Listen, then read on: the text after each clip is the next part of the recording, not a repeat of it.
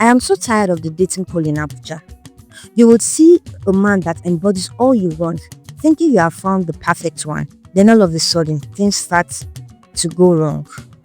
These were the words of Anike. We ever just see someone and instantly feel like God pressed copy and paste on perfection? That's exactly what happened to me. Hi, I'm Anike, and this is a story of how I went from floating in a romantic fantasy to being dragged back down by pure embarrassment at a wedding, no less. It was one of those hot, bright Saturdays in Abuja. The sun was out like it had a personal vendetta, but I was dressed, beat, and glowing. My friend had invited me to a wedding reception at Central Park. Honestly, I almost didn't go. Transport fare was giving me reasons to stay home, and my bed was whispering sweet nothings. But something told go, girl. So I did.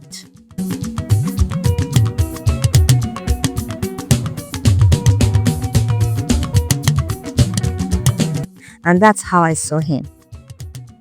Tall, but not just tall. The kind of tall that makes ceilings nervous. The kind of tall that makes you wonder if he ever hit his head on door frames growing up. I saw him before I saw his face. His shoulders moved with a kind of calm confidence, like the world itself couldn't rattle him. And then there was his scent. That smell. Hey, something exotic, spicy, smooth, like out mixed with good decisions and better intentions. I couldn't help it. I was drawn in. I found myself wondering how someone could be like that. My brain was still distracted by his height when I realized I hadn't even seen his face yet. So I collected myself, straightened my posture. Slowly, respectfully, I raised my eyes from his shoulders to his face. And that's when I was struck. You think you've seen handsome? You haven't. I know people love to exaggerate, but I mean it. This man looked like one of the fallen angels. No, really. The kind of beauty that doesn't come with a passport. It was spiritual, celestial, a face sculpted by someone with so much time and affection. In that moment, oh my, I saw our future. I saw the 4 kids we would have. I saw our daughter with my smile and his eyes. Our son looking exactly like him. Tall, calm, breathtaking. I even picked out a name, Ezra. Doesn't that sound like a child born from romantic fantasy? But then, reality, my ever uninvited companion, showed up. My friend, who had clearly been watching me drool in silence, pinched my thigh. You are staring, she whispered, with a knowing smile. I turned to glare at her, so mad that she had broken the eye contact I was delicately preserving.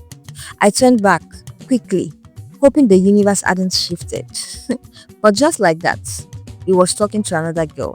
They were laughing, comfortable, familiar. Jealousy tried to rise up, but something held it back.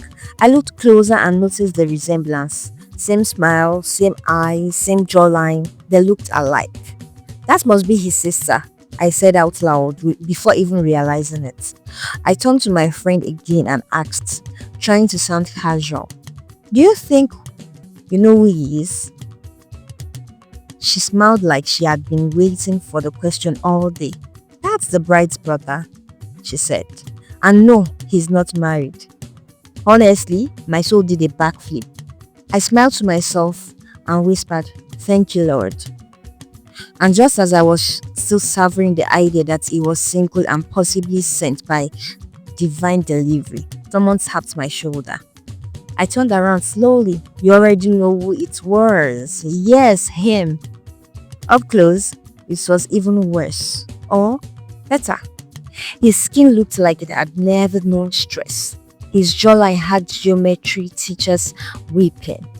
And those eyes, dark, smooth, deep, like coffee served in a quiet cafe on a rainy day. We locked eyes. For a moment, neither of us said a word. Just a charged silence that felt louder than anything else happening around us. Then he spoke. Can I talk to you outside for a moment? I don't even remember agreeing. I just stood up, like someone pressed the enter key on my soul. I grabbed my phone and started mentally reciting my number, just in case. I was ready, emotionally, spiritually, all of it. We stepped outside. The sun greeted us like it had missed us. I raised my hand to block the glare, and like a true gentleman, he led us to a shaded spot near the garden. Thoughtful, attentive, my imaginary wedding was practically halfway planned at that point. Then he turned to me, looked me straight in the eye, and said, I don't know what you think you are doing, but didn't anyone tell you staring is offensive?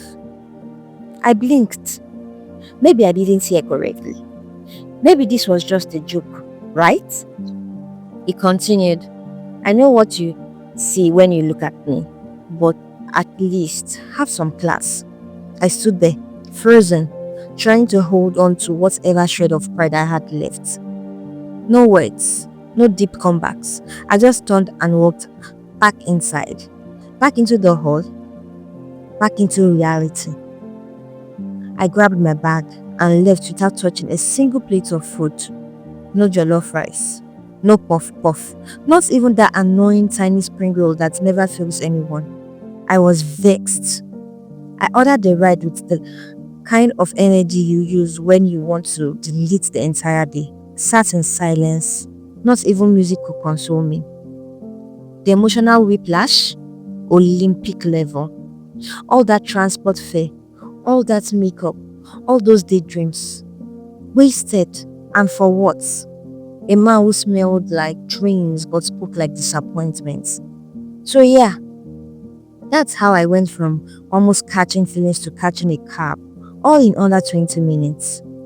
Have you ever had a crush ruin everything with just one sentence?